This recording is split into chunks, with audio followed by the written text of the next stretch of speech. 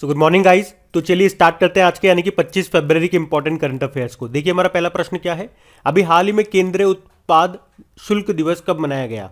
तो आंसर होगा 24 फरवरी को, यानी कि सेंट्रल एक्साइज डे। ये हर साल 24 फरवरी को मनाया जाता है। ये दिन देश के लिए केंद्रीय उत्पाद एवं सीमा शुल्क बोर्ड यानी कि central board of excise and customs की सेवा का सम्मान करने के लिए मनाया जाता है। बात करें central board of excise and customs की, इसकी स्थापना होती है 1 जनवरी 1964 को। नई दिल्ली में हेडक्वार्टर है और इसके वर्तमान अध्यक्ष हैं विवेक जोहरी। अब इंपॉर्टेंट डे वाला क्वेश्चन आ गया। चलिए फरवरी के सारे इंपॉर्टेंट डेज को रिवाइज करते हैं। 1 फरवरी को भारतीय तट रक्षक बल ने अपना स्थापना दिवस मनाया था। 2 फरवरी को वर्ल्ड वेटलैंड डे होता है, विश्व आर्द्रभूमि दिवस। 4 फरवरी को वर्ल्ड कैंसर डे मनाया। 8 फरवरी को सेफर इंटरनेट डे मनाया। 10 फरवरी को विश्व दलहन दिवस वर्ल्ड पल्सेस डे मनाया। 10 फरवरी को ही राष्ट्रीय कृमि निवारण दिवस नेशनल डिवॉर्मिंग डे मनाया। 11 फरवरी को विज्ञान में महिलाओं और लड़कियों का अंतर्राष्ट्रीय दिवस international day of women and girls in science मनाया। 11 फरवरी को ही वर्ल्ड यूनानी डे मनाया। 12 फरवरी को राष्ट्रीय उत्पादकता दिवस प्रोडक्टिविटी डे मनाया। 13 फरवरी को वर्ल्ड रेडियो डे मनाया और 13 फरवरी को राष्ट्रीय महिला दिवस नेशनल वुमेन डे मनाया। फिर 14 फरवरी को अंतर्राष्ट्रीय मिर्गी दिवस इंटरनेशनल एपिलेप्सी डे मनाया। 15 फरवरी को इंटरनेशनल चाइल्डहुड कैंसर डे मनाया और 19 फरवरी को सॉइल हेल्थ कार्ड डे मृदा स्वास्थ्य कार्ड दिवस मनाया। और फरवरी के तीसरे शनिवार को मनाया जाता है वर्ल्ड पेंगोलिन डे, जो इस बार 19 फरवरी को मनाया। 20 फरवरी को विश्व सामाजिक न्याय दिवस मनाया। 21 फरवरी को अंतर्राष्ट्रीय मातृभाषा दिवस इंटरनेशनल मदर लैंग्वेज डे मनाया और 22 फरवरी को विश्व चिंतन दिवस वर्ल्ड थिंकिंग डे मनाया था। तो फरवरी के सारे डेज आप याद रखना। बढ़ते आगे। फिर बताइए फरवरी 2000 में साहित्य अकादमी के द्वारा किसे उर्दू भाषा में साहित्य अकादमी पुरस्कार 2021 देने की घोषणा की गई? तो आंसर होगा चंद्रभान खयाल को। तो साहित्य अकादमी पुरस्कार ये कब शुरू होते हैं? 1954 में। कितनी भाषाओं में दिए जाते हैं? 24 भाषाओं में। 22 तो आपके संविधान के 8वीं अनुसूची वाली हो गई, एक हो गई अंग्रेजी और एक हो गई राजस्थानी। और अभी उर्दू भाषा में जो साहित्य अकादमी पुरस्कार दिया गया किन्हें? चंद्रभान खयाल को। अच्छा, अगर पूछे हिंदी का किसको मिला था? दया प्रकाश सिन्हा को मिला था उनके नाटक सम्राट अशोक के लिए। जबकि अंग्रेजी का मिला था नमिता गोखले को उनके novel thing to leave behind के लिए। और नमिता गोखले से आपको याद आएगा 2021 में ही 7वां Yamin Hazarika women of substance award के लिए भी इनको चुना गया था। अच्छा, साहित्य की बात है तो अगर आपसे पूछा जाएगा एग्जाम में कि बताओ साहित्य का नोबेल पुरस्कार 2021 का किसे मिला, तो ये मिला है अब्दुल रज्जाक गुरनाह को। और पहले भारतीय कौन थे जिन्हें साहित्य का नोबेल पुरस्कार मिला था? तो वही थे जिन्हें सबसे पहले नोबेल पुरस्कार मिला था, यानी कि पहले भारतीय हैं जिन्हें नोबेल पुरस्कार मिला था रविंद्रनाथ टैगोर जी। 1913 में मिला था गीतांजलि के लिए। और अगर आपसे एग्जाम में पूछा जाए 30वां सरस्वती सम्मान 2021 किसे मिला था? शरण कुमार लिम्बाले को मराठी उपन्यास सनातन के लिए। और अगर पूछा जाए 30वां व्यास सम्मान किसे मिला था? शरद पगारे को पाटलिपुत्र की साम्राज्ञी के लिए। और 30वां बिहारी पुरस्कार किसे मिला था? मोहन कृष्ण बोहरा को तस्लीमा संघर्ष और साहित्य के लिए। अब 2 प्रश्न मैं आपसे पूछता हूं, बताओ इंटरनेशनल बुकर प्राइज ये किसे मिला? तो आप आंसर करोगे डेविड डायोब को, ये फ्रांस के लेखक हैं। किस नॉवेल के लिए मिला? तो याद रखना at night all blood is black के लिए। जबकि बुकर पुरस्कार पूछा जाएगा तो फिर आपका आंसर हो जाएगा डैमन गलगट, ये साउथ अफ्रीका के हैं और इनके नॉवेल का नाम है द प्रॉमिस। तो ये सारे इंपॉर्टेंट फैक्ट्स मैंने आपको इसी क्वेश्चन में बताए, इनको ध्यान रखना है आपको। हम बढ़ते हैं आगे। बताइए अभी हाल ही में किसे प्रधानमंत्री आर्थिक सलाहकार परिषद का पूर्णकालिक सदस्य नियुक्त किया गया? तो आंसर होगा संजीव सान्याल को। तो अभी संजीव सान्याल को प्रधानमंत्री इकोनॉमिक एडवाइजर काउंसिल का पूर्णकालिक सदस्य नियुक्त किया गया है। और ये परिषद काम क्या करती है? प्रधानमंत्री को आर्थिक मुद्दों पर सलाह देने का काम करती है। तो वर्तमान में इस परिषद के अध्यक्ष कौन है? विवेक देबरॉय हैं। और अभी किसे पूर्णकालिक सदस्य बनाया गया? तो इनका नाम याद रखेंगे आप, संजीव सान्याल को। अच्छा, मुझे बताइए अभी भारत के मुख्य आर्थिक सलाहकार चीफ इकोनॉमिक एडवाइजर कौन बने थे? तो आप क्या आंसर करोगे? वी अनंत नागेश्वरन। और पूछा जाए मुख्य वैज्ञानिक सलाहकार कौन है, तो आंसर होगा विजय राघवन। और अभी राष्ट्रीय सुरक्षा सलाहकार कौन है, हमारे national security adviser Ajit Doval है। और अभी डेप्यूटी नेशनल सिक्योरिटी एडवाइजर कौन बने थे, तो आंसर होगा विक्रम मिश्री। अच्छा, भारत के पहले नेशनल मैरीटाइम सिक्योरिटी कोऑर्डिनेटर, राष्ट्रीय समुद्री सुरक्षा समन्वयक कौन बने, जी अशोक कुमार। और यहाँ से एक नाम मैंने आपको और याद कराया था, national mission for clean Ganga के डायरेक्टर जनरल बने थे अशोक कुमार। बाकी सीबीएसई के चेयरमैन कौन है, विनीत जोशी हैं। अब एक प्रश्न का उत्तर आप देते जाओ, एनसीईआरटी के अभी नए डायरेक्टर कौन बने थे, बताओ, हम बढ़ते हैं आगे। फिर बताइए, अभी हाल ही में हाईबारी नाम से किस देश ने अपनी पहली हाइड्रोजन से चलने वाली ट्रेन लॉन्च की है, तो आंसर होगा जापान ने। तो अभी जापान ने अपनी पहली हाइड्रोजन से चलने वाली ट्रेन को लॉन्च किया है, जिसका नाम रखा है हाईबारी। ये जापान की पहली है, तो इसे याद रखना। ये एक बार में अगर बात करें कितनी चल सकती है, तो 140 किलोमीटर की इसकी रेंज है, मैक्सिमम स्पीड है 100 किलोमीटर प्रति घंटा। तो याद रखना, ये हाइड्रोजन से चलने वाली जापान की पहली ट्रेन है, दुनिया की नहीं है। दुनिया की पहली ट्रेन जर्मनी ने लॉन्च की थी हाइड्रोजन से चलने वाली, लेकिन ये जापान की पहली है, जिसका नाम है हाईबारी। अच्छा चलो, कुछ प्रश्न मैं आपसे पूछता हूँ।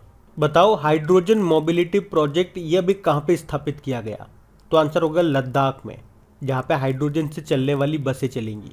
और गेल यानी कि gas authority of India limited ने कहा प्राकृतिक गैस प्रणाली में हाइड्रोजन के मिश्रण की भारत की अपनी तरह की पहली परियोजना शुरू की, तो आंसर होगा मध्य प्रदेश के इंदौर में। अच्छा बताओ, दुनिया का पहला हाइड्रोजन से चलने वाली फ्लाइंग बोट जिसका नाम है द जेट, ये कहाँ पे लॉन्च किया गया, दुबई में। और पूछे कि भारत का पहला बायोमास आधारित हाइड्रोजन प्लांट ये कहाँ पे स्थापित होगा, मध्य प्रदेश के खंडवा जिले में।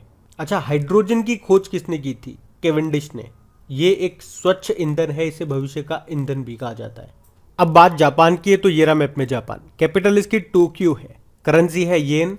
वर्तमान में प्रधानमंत्री कौन है, फूमियो किशिदा है। और इनसे पहले कौन थे, योशिहिदे सुगा। और उनसे पहले कौन थे, शिंजो अबे। और शिंजो अबे से आपको याद रखना है 2021 का पद्म विभूषण सम्मान उनको मिला था। और अभी 2022 में हमने नेताजी पुरस्कार उनको दिया है, नेताजी पुरस्कार, तो ये ध्यान रखना। बढ़ते आगे। अच्छा बताइए, फरवरी 2022 में शिक्षा मंत्रालय ने राष्ट्रीय साधन सह मेगा छात्रवृत्ति को कितने साल की अवधि के लिए जारी रखने की मंजूरी दी, तो आंसर होगा 5 साल। तो ये एक छात्रवृत्ति योजना है, स्कॉलरशिप योजना है, राष्ट्रीय साधन सह मेगा छात्रवृत्ति योजना।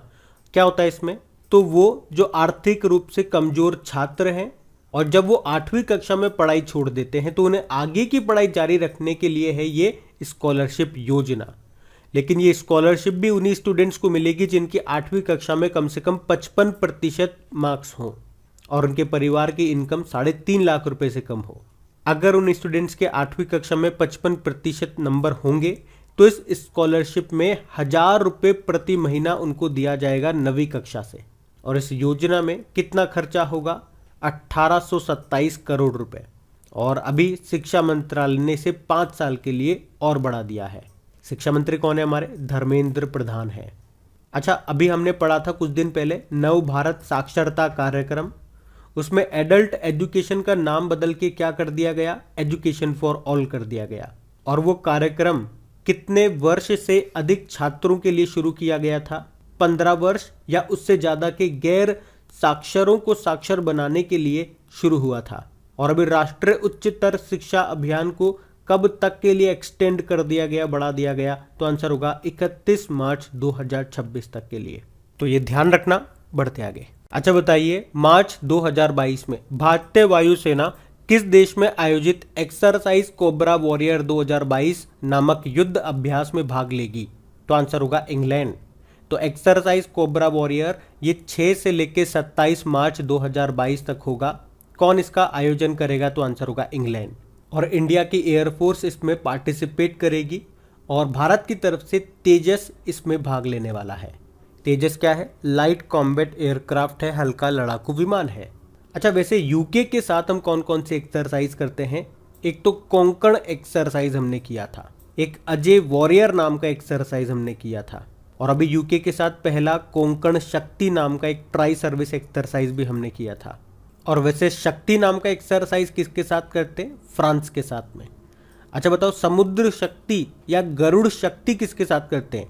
इंडोनेशिया के साथ में। जबकि मित्र शक्ति हम करते हैं श्रीलंका के साथ में।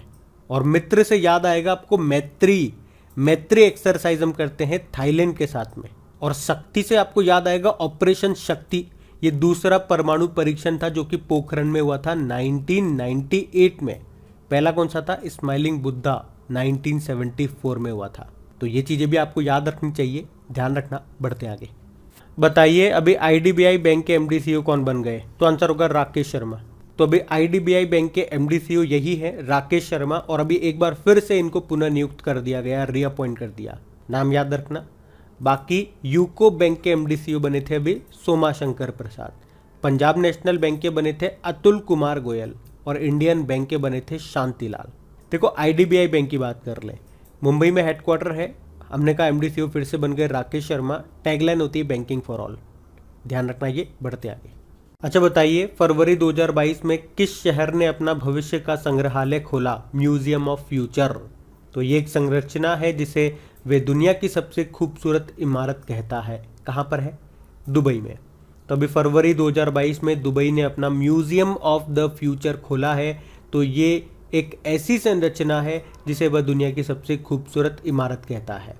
ये म्यूजियम एक 7 मंजिला खोखला चांदी का दीर्घावृत्त यानी कि एलिप्स की फॉर्म में है, जिसे दुबई के शासक के अरबी शुलेख उद्धारणों यानी कि अरबी कैलीग्राफी में दुबई शासक के जो कोट्स थे वो इसके ऊपर उकेरे गए हैं। ये कहने का मतलब हो गया। अब बात दुबई की है। दुबई में आपको इंटरनेशनल क्रिकेट काउंसिल का हेडक्वार्टर मिलेगा जो कि कहाँ पर है? यूनाइटेड अरब अमीरात में। तो ये रहा मैप में यूएई। कैपिटल इसकी अबू धाबी है जहाँ पे इंटरनेशनल रिन्यूएबल एनर्जी एजेंसी का हेडक्वार्टर मिल जाएगा। करेंसी दिरहम है। प्रेसिडेंट है शेख खलीफा बिन जायद अल नहयान। अभी इंटरनेशनल ऑटोमोबाइल फेडरेशन के जो पहले गैर यूरोपीय अध्यक्ष बने थे वो यहीं से हैं, यूनाइटेड अरब अमीरात से। उनका नाम है मोहम्मद बिन सुलेयम। और अभी आपको याद होगा इंटरपोल के जो नए प्रेसिडेंट बने थे अहमद नासिर अल रईसी, वो भी यूनाइटेड अरब अमीरात के हैं। और अभी ब्रिक्स डेवलपमेंट बैंक में 4 नए देश शामिल हुए थे 2021 में, उसमें एक यूनाइटेड अरब अमीरात भी था। पहले तो 3 देश शामिल हुए थे, यूएई, उरुग्वे और बांग्लादेश। उसके बाद फिर बना था नवा मेंबर मिस्र यानी कि इजिप्ट। और लास्ट 2021 में जो 14th आईपीएल थे उसके फाइनल यूनाइटेड अरब अमीरात में ही हुए थे। और 2023 में कोप 28 का आयोजन यूनाइटेड अरब अमीरात में ही होगा। कोप 27 इस साल होगा कहाँ पे? मिस्र में, इजिप्ट में। 2021 में जो कोप 26 हुआ था वो ग्लासगो स्कॉटलैंड में हुआ था। और यूनाइटेड अरब अमीरात के मंगल मिशन का नाम क्या है? होप मिशन है। और यूनाइटेड अरब अमीरात एक अवार्ड देता है जिसे अरब वर्ल्ड का नोबेल पुरस्कार कहा जाता है। उसका नाम है शेख जायद बुक पुरस्कार। और ये पुरस्कार जीतने वाली पहली भारतीय महिला बनी थी कौन? डॉक्टर ताहिरा कुतुबुद्दीन। और बताओ यूनाइटेड अरब अमीरात में अरब क्षेत्र का पहला परमाणु रिएक्टर शुरू हुआ, उसका नाम क्या है? Baraka nuclear power plant. तो ये सारे पॉइंट आप ध्यान रखेंगे। बढ़ते आगे। फिर बताइए हाल ही में किस राज्य या यूनियन टेरिटरी सरकार ने जन भागीदारी अधिकारिता पोर्टल को लॉन्च किया? तो आंसर होगा जम्मू कश्मीर। तो अभी जम्मू कश्मीर में सरकार ने आम जनता तक अपनी पहुंच बनाने के लिए ये जन भागीदारी अधिकारिता पोर्टल को लॉन्च किया है। तो इस पोर्टल की मदद से लोग अपने क्षेत्रों में किए जा रहे विकास कार्यों की प्रकृति, उनकी स्थिति और संख्या के बारे में जान पाएंगे। मतलब इस पोर्टल का उद्देश्य क्या है? नागरिकों को अपने क्षेत्रों में किए जा रहे कार्यों के बारे में जानकारी देना। ये सिंपल सा इसका काम है। अब बात यहाँ पे जम्मू कश्मीर की है। तो ये रहा मैप में जम्मू कश्मीर। वर्तमान में इसके लेफ्टिनेंट गवर्नर कौन है? मनोज सिन्हा। मैंने आपको 2 गांव यहाँ से याद करवाए थे। एक तो 100% दोनों डोज देने वाला पहला गांव बना था जम्मू कश्मीर का वेयान गांव। और अभी जम्मू कश्मीर के किस गांव को जम्मू कश्मीर का पहला दूध गांव घोषित किया गया? तो आंसर होगा जेरी। और बताओ पर्यटन को प्रमोट करने के लिए पहली बार हर्बल फेस्टिवल कहाँ पे मनाया गया? जम्मू कश्मीर में। और अभी यहाँ पे बुनकरों के लिए कारखंडर योजना भी शुरू हुई थी। प्रूफ एप्लीकेशन भी यहाँ पे लॉन्च हुई थी सरकारी कामकाज की निगरानी और कामों को समय पे पूरा करने के लिए। प्रूफ का मतलब होता है photographic record of on site facility. यहीं पे बंगस आवा मेला भी लगता है और खीर भवानी मेला भी यहाँ लगता है। बाकी एशिया का सबसे बड़ा ट्यूलिप गार्डन ये जम्मू कश्मीर के श्रीनगर में खोला गया। और नेशनल आइस हॉकी चैंपियनशिप हुई थी जम्मू कश्मीर के गुलमर्ग में, जिसको जीता था आईटीबीपी ने। और यहीं के गुच्छी मशरूम को जीआई टैग मिला था और उससे पहले कश्मीरी केसर को भी मिला था। और जम्मू कश्मीर और लद्दाख हाई कोर्ट के चीफ जस्टिस हैं पंकज मित्तल। देखो यहीं पे आपको doctor Salim Ali national park मिलेगा, किश्तवाड़ नेशनल पार्क मिलेगा, दचिंगम नेशनल पार्क मिल जाएगा, और भारत की सबसे बड़ी ताजे पानी की जो झील है वुलर झील वो भी आपको यहीं पे मिल जाएगी। तो ये आप याद रखेंगे। बढ़ते आगे।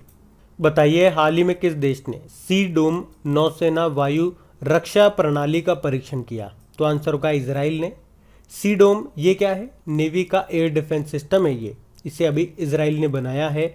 और आपको याद होगा आयरन डोम पद्धति के बारे में हमने पढ़ा था, जिसे बनाया था इजराइल ने ही, तो उसी के तर्ज पर इसे तैयार किया गया है, पर ये नौसेना के लिए है, इसीलिए इसको कहा नौसेना वायु रक्षा प्रणाली।